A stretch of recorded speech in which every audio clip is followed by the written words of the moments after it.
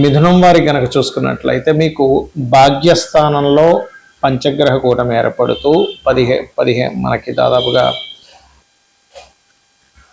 17వ తేదీ నుంచి అదే రోజు మనకి గ్రహణం ఏర్పడుతుంది, అమావాస్య కూడా ఉంటుంది. కాబట్టి మీకు ఎటువంటి విషయాల్లో మంచి జరగనుంది, ఏ విషయాల పట్ల జాగ్రత్తగా ఉండాలి, ఏ దేవత ఆరాధన చేసుకోవాలి అనేటువంటి అంశాలు చెప్తుంది నేనైనప్పటికీ చెప్పిస్తుంది సాక్షాత్ లలిత అమ్మవారిగా భావిస్తూ అమ్మవారి అనుగ్రహం మీకు కూడా మీకు పరిపూర్ణంగా కలగాలని మనస్ఫూర్తి కోరుకుంటూ ఇక్కడ ఎప్పుడైతే భాగ్యంలో అధిక గ్రహాలు ఏర్పడుతున్నాయో కొంచెం బ్యాంక్ ట్రాన్సాక్షన్స్ విషయంలో కొంచెం జాగ్రత్తగా ఉండాలి. తండ్రి గారి ఆరోగ్య విషయంలో కొంచెం జాగ్రత్త తీసుకోండి. అలాగే విదేశాలకు వెళ్ళాలి అని చెప్పి ప్రయత్నం చేసేటువంటి వారికి మాత్రం ఖచ్చితంగా ఇది అనుకూలమైనటువంటి విషయం, అందులో ఎటువంటి సందేహం లేదు, గుర్తుపెట్టుకోండి. సంతానం కోసం ప్రయత్నం చేసేటువంటి వారికి కూడా అనుకూలమైనటువంటి విషయం. కొంచెం అప్పులు ఎక్కువగా ఉన్నాయి, అప్పులను కొంచెం మనం ఇంకెక్కడైనా మనీ తీసుకొచ్చి దాన్ని సెట్ చేసి కొంచెం క్లియర్ చేసుకోవడానికి కూడా ఈ యొక్క గ్రహణం అనేటువంటిది మీకు ఖచ్చితంగా అనుకూలతనిస్తుంది. కాకపోతే ఈ గ్రహణం మూలంగా ఈ పంచగ్రహ కూటమి 9వ స్థానంలో సంచరిస్తున్నందుకు అందులో ప్రధానంగా మీకు శని ఎప్పుడైతే దశమ స్థానంలో ఉంటున్నాడో ఉద్యోగ సంబంధించినటువంటి విషయంలో ఎక్కడైతే మీరు జాబ్ చేస్తూ ఉంటారో ఆ జాబ్లో వాళ్ళు మార్చడం కానీ మీరు మారిపోదామనేటువంటి డెసిషన్స్ తీసుకోవడం కానీ జరుగుతూ ఉంటుంది. అయితే 9వ స్థానంలో ఉన్నందుకు మీరు ఎవరికైనా మనీ ఇచ్చేటప్పుడు మనీ విషయాల్లో చాలా జాగ్రత్తగా ఉండాలి. అయితే వివాహం కోసం చేసే ప్రయత్నంలో కొంచెం చూసుకొని చేయాలి. బికాజ్ ఆఫ్ సప్తమాధిపతి అయినటువంటి గురువు రాశిలో వచ్చి కూర్చున్నాడు. బాధకుడు ఈ లగ్నానికి, ముఖ్యంగా ఈ లగ్నం రాశి వారికి బాధకుడు అవుతాడు. కాబట్టి సెకండ్ మ్యారేజ్ కోసం చేసే ప్రయత్నాలు మాత్రం విదేశీ సంబంధాలు కుదురుతాయి, దట్ ఈస్ డిఫరెంట్ కేస్. కానీ మొదటి వివాహ సంబంధించినటువంటి విషయంలో ఈ యొక్క గ్రహణం నుంచి 40 రోజుల పాటు తీసుకునేటువంటి నిర్ణయాల విషయంలో ఖచ్చితంగా జాగ్రత్త వహించాలి. ఇది ప్రధానంగా మీరు గుర్తుపెట్టుకోవాల్సినటువంటి అంశం. ఇక మీరు నిత్యము చేయవలసినటువంటి దేవతారాధన ఏమిటి అని చెప్పి చూసుకున్నట్లయితే ప్రధానంగా మీరు ఇక్కడ లలిత అమ్మవారి యొక్క స్తోత్ర పఠనం చేయండి. మరియు అదేవిధంగా నవగ్రహాల్లో రాహువు, కేతువు, రవి, శుక్రుడు, కుజుడు ఈ గ్రహాల దగ్గర దీపారాధన చేయండి. దీనివల్ల ఏంటంటే పంచగ్రహ కూటమి యొక్క ఎఫెక్టు, గ్రహణం యొక్క ఎఫెక్టు, అమావాస్య ఎఫెక్ట్ కూడా మీద పడకుండా ఉంటుంది. అయితే ఇక్కడ ఈ గ్రహణము 17వ తేదీ పడుతుంది. 18, 17, 18, 19 తేదీలు మనకి లాస్ట్ టైం అమావాస్య వచ్చినప్పుడు, ఎందుకంటే అమావాస్య రోజు గ్రహణం మనం ఒకటి చెప్పుకున్నాం, అందరికీ కూడా ఫ్రీగా ఒక హోమం అది చేయించాం, గుర్తుంది, మీ అందరికీ గుర్తే ఉంటుంది, చండీ హోమం. అయితే ఈసారి మనం అప్పుడే అనౌన్స్ చేశాము, నెక్స్ట్ మంత్ అమావాస్యకి పుణ్యక్షేత్రంలోని కామాఖ్యలో మనకి అక్కడ 3 రోజుల పాటు హోమం ఉంటుంది. గణపతికి సంబంధించింది, నవగ్రహాలకు సంబంధించింది, చండీకి సంబంధించింది. ఈ హోమానికి సంబంధించినటువంటి పూర్తి వివరాలు మీకు కావాలి అని అనుకుంటే కిందనిచ్చినటువంటి నెంబర్కి మీరు సంప్రదించండి. అది ఎలాగా 3 రోజులు అయితే ఎలా ఉంటుంది, 1 రోజుకి అయితే ఎలా ఉంటుంది, దానికి ఏమేమి పంపిస్తారు, ఎవ్రీథింగ్ మీకు ఉంటుంది. మీ గోత్రనామాలు పంపిస్తూ ఆ వివరాలు మీరు తెలుసుకోవచ్చు. అయితే ఈ గ్రహణం అసలు ఇంతకీ ఎక్కడ పడుతుంది అని చెప్పి చూసుకున్నట్లయితే ఇక్కడ మనకి ఇండియాలో ఉందా లేదా, ఇండియాలో లేనప్పటికీ మనం ఎటువంటి జాగ్రత్తలు తీసుకోవాలి, ఈ విషయాలు కనుక మనం చూసుకున్నట్లయితే అసలు ఫస్ట్ ఎక్కడ ఉంది ఈ గ్రహణం అని చెప్పి చూసుకున్నట్లయితే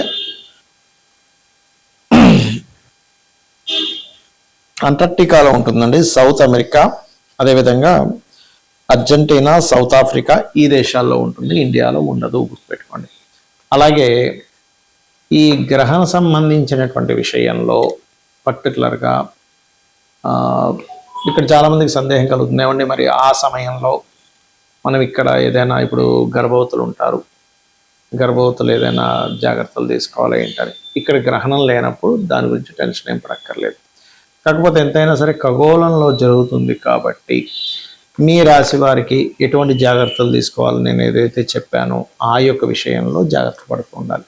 కాకపోతే ఈ గ్రహణంతో కూడినటువంటి పంచగ్రహ కూటం వల్ల మనం చూస్తూనే ఉన్నాం, ధరల పెంపు కానివ్వండి, బంగారం, వెండి, మనం ఆల్రెడీ 4-5 నెలల క్రితమే మనం దీని గురించి ప్రిడిక్ట్ చేసాం, ఆ రేట్లు ఎట్లా పెరుగుతున్నాయి చూస్తున్నాం. కొన్ని వింతలు జరుగుతాయి అనుకున్నాం, అది కూడా ఇంత గోల్డ్ రేటు, సిల్వర్ రేట్ ఇంత పెరగడం కూడా ఒక వింతే. యుద్ధ సంబంధించిన వైఖరి, దేశాలు విపరీతమైనటువంటి గొడవలు అవ్వడము, మరియు ఈ ఎప్పుడైతే వాయువులో ఒక రకమైనటువంటి వైరస్ అనుకోండి, ఒక రకమైనటువంటి ధూళి అనుకోండి, అంటే వాయు సంబంధంగా అగ్ని సంబంధంగా వచ్చేటువంటి ప్రమాదాలు, ఇవన్నీ కూడా గ్రహ కూటమి వల్ల. ఎందుకంటే మనకి ఎప్పుడు కూడా 3 సార్లు ఒకే సంవత్సరంలో 3 సార్లు రావడం అనేటువంటి జరగలేదు. 3 సార్లు పంచగ్రహ కూటమి, 3 సార్లు చతుర్గ్రహ కూటమి, గుర్తుపెట్టుకోండి. అందుకే మనం లాస్ట్ టైం కూడా అందరికీ ఫ్రీగా ఈ చండీ హోమం అది చేయించాం. ఎందుకంటే ఎవరైనా సరే గోత్రనామాలు చదివించి వాళ్ళకి మంచి జరగాలని. కాకపోతే కొంచెం ఇది క్షేత్రస్థాయిలో అక్కడికి వెళ్ళి చేయడము, అక్కడ 3 రోజుల కార్యక్రమం కాబట్టి దానికంటూ కొంత కొంచెం ఎక్కువ వెచ్చించవలసి వస్తుంది కాబట్టి దానికంటూ ఒక ఛార్జెస్ పెడుతున్నాము. అయితే మీరు సొంతంగా మీ ఇంట్లోనే చేసుకోవాలంటే కూడా చేసుకోవచ్చు, అందులో ఎటువంటి సందేహం లేదు. మరి చేసుకోలేని స్థితిలో ఉన్నామండి అన్నప్పుడు ఆ సమయంలో, గ్రహణ సమయంలో ఉదయం 9:30 ప్రాంతం నుంచి మధ్యాహ్నం ప్రాంతం వరకు ఉంది. మన ఇండియాలో లేదు, బయట ప్రాంతాల్లో. అయితే ఆ గ్రహణం రోజు 17వ తేదీ మీరు ఎటువంటి సాధన చేస్తే మంచిది? ముఖ్యంగా రాహుగ్రస్త గ్రహణం కాబట్టి దుర్గాదేవి యొక్క ఆరాధన ఎక్కువగా చేయండి. అంటే దుర్గా అష్టోత్తరం చదువుకోవడము, లేదా మీ యొక్క గురువుల దగ్గర పొందినటువంటి మంత్రాన్ని ఏదైనా చేసుకోవడము, లేదా శ్రీమాత్రే నమః, ఓం నమో నారాయణాయ, ఓం దుమ్ దుర్గాయ నమః, ఓం మహాగణాధిపతే నమః, ఇలా కూడా చేసుకోవచ్చు. మరి గ్రహణం తదుపరి రోజు ఫలానా ఏ రాశి వారికి అయితే మరీ ఇబ్బంది ఉందో వాళ్ళు దానం కూడా ఇవ్వవచ్చు. ఇక్కడ లేదు కాబట్టి పెద్ద ఇబ్బంది ఏం లేదు. ఏ దేశాల్లో ఏర్పడుతుందో అక్కడ ఎటువంటి దానాలు ఇవ్వాలి ఏమిటి అని చెప్పి చూసుకున్నట్లయితే ప్రధానంగా ఇక్కడ మీరు రవిచంద్ర ప్రతిమలు, సర్ప సంబంధించిన ఆకారంలో ఉండేటువంటివి, అవి ఏ మెటల్ అయినా ఇవ్వచ్చు, వెండే ఇవ్వాలని లేదు, ఎందుకంటే వెండి రేట్ చాలా పెరిగిపోయింది కాబట్టి. బియ్యము, మినుములు, ఉలవలు, నువ్వులు దానం ఇవ్వాలి. మరియు దీంతోపాటు గోధుమలు కూడా ఇవ్వండి.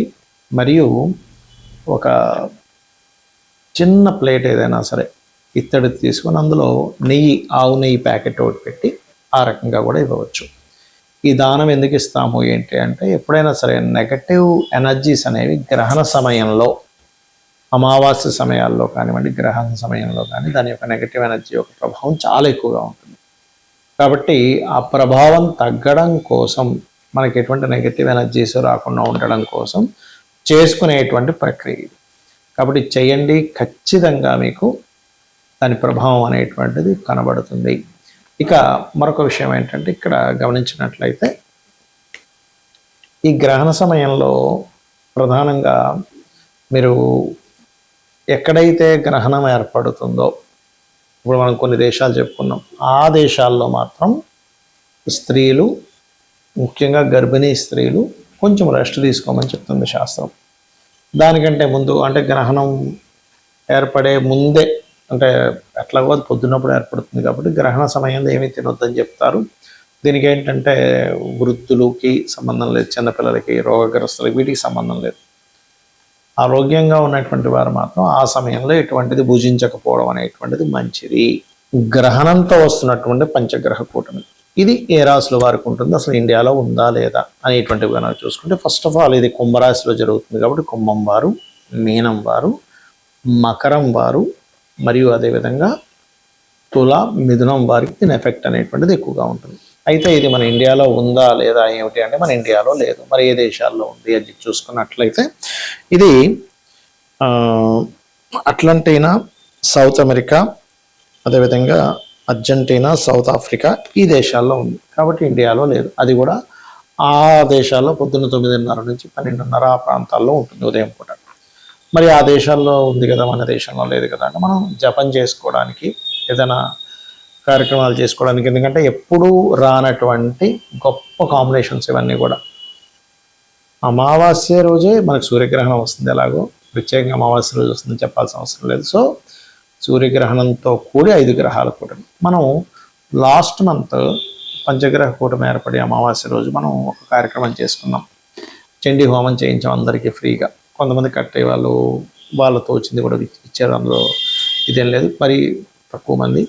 అయితే ఇక్కడ ఈసారి కామాఖ్యలో మనము 3 రోజుల పాటు హోమం ఉంటుంది. ఆ యొక్క వివరాలు మీరు తెలుసుకోవాలనుకుంటే కింద స్క్రోల్ అవుతున్నటువంటి నెంబర్కి మీరు వాట్సాప్ పంపించండి. పంపించినట్లయితే వివరంగా మీకు ఎటువంటివి అక్కడ జరుగుతాయి ఏమిటనేటువంటిది వివరంగా ఉంటుంది. ఏ నెంబర్కి వేయాలి, మీకు ఎటువంటి మీకు పూజాది కార్యక్రమాలు హోమం జరుగుతుంది అనేటువంటి విషయాలు. అయితే ఎందుకు అంటే ఈ పంచగ్రహ కూటమి గ్రహణంతో వచ్చినప్పుడు మనం ఎటువంటి నెగటివ్ ఎనర్జీస్కి గురవ్వకుండా, గ్రహాల యొక్క ప్రభావం మన మీద ఎక్కడ కూడా పెద్ద పెద్ద ఇబ్బందులు రాకుండా కాపాడడానికి మనం ఇది చేసుకుంటున్నాం. ఇక ఈ యొక్క గ్రహణం మూలంగా, ఈ పంచగ్రహ కూటం మూలంగా కలిగేటువంటి దేశకాల పరిస్థితులు ఎటువంటివంటే మనం ఆల్రెడీ ఎప్పటి నుంచో చెప్తున్నాం. ధరలు, బంగారం, వెండి ధరలు విపరీతంగా పెరుగుతాయి, ఇంకా విపరీతంగా పెరుగుతుంటాయి. షేర్ మార్కెట్ క్లాష్ అవుతుందని చెప్పుకున్నాము. అదేవిధంగా అగ్ని ప్రమాదాలు, వాయు సంబంధించినటువంటివి, జల సంబంధించినవి అని ఇవన్నీ కూడా జరుగుతుంటాయి. అయితే ఇటువంటి విషయాల్లో ఎక్కడా మనం ఇరుక్కోకుండా, ఎక్కడ ఇబ్బంది కలగకుండా ఉండడం కోసమే మనం చేసుకునేటువంటివి. సరే, మీకు అంతగా మీకు మీరుగా అంటే కొన్ని అందరూ ధనం పెట్టలేరు, అందరూ చేయలేరు. అందుకే మనం లాస్ట్ మంత్ ఫ్రీగా అందరికీ చేయించాము. ఈసారి ఇంట్లో కూర్చొని మీరు మీ ఇష్టదైవాన్ని జపం చేసుకోండి. ఆ యొక్క 17వ తేదీ ప్రధానంగా మనకి పూజాది కార్యక్రమాలు మాత్రం వేద పండితులతోని చాలా సిస్టమేటిక్గా చేయడం జరుగుతుంది. 17, 18, 19 తేదీలు. ఇక ఎవరైనా రావాలనుకుంటే డైరెక్ట్ అక్కడికి రావచ్చు కూడా. ఆన్లైన్లో ఏ దేశం నుంచి అయినా మీకు చేయించడం జరుగుతుంది. ఆ సమయంలో మీకు జూమ్ లింక్ ఇవ్వడం జరుగుతుంది ఎవరైతే దానికి అటెండ్ అవుతున్నారు. ఇక ఒకటే గుర్తుపెట్టుకోండి, ఆ రోజు మీరు పర్టికులర్గా 17వ తేదీ మాత్రం మీరు మీ ఇష్టదైవాన్ని తలుచుకోండి. ఎందుకంటే మన ఇండియాలో గ్రహణం లేకపోయినా ఇంకెక్కడైనా ఉన్నా సరే ఖగోళంలో మాత్రం ఆ కాంబినేషన్ ఏర్పడుతుంది. కాబట్టి మీరు ఆ రోజు చేసినటువంటి పూజాది కార్యక్రమాలు కానీ, హోమాలు కానీ ఏదైనా సరే 1000 రెట్లు ఫలితం వస్తుంది. శ్రీమాత్రే నమః.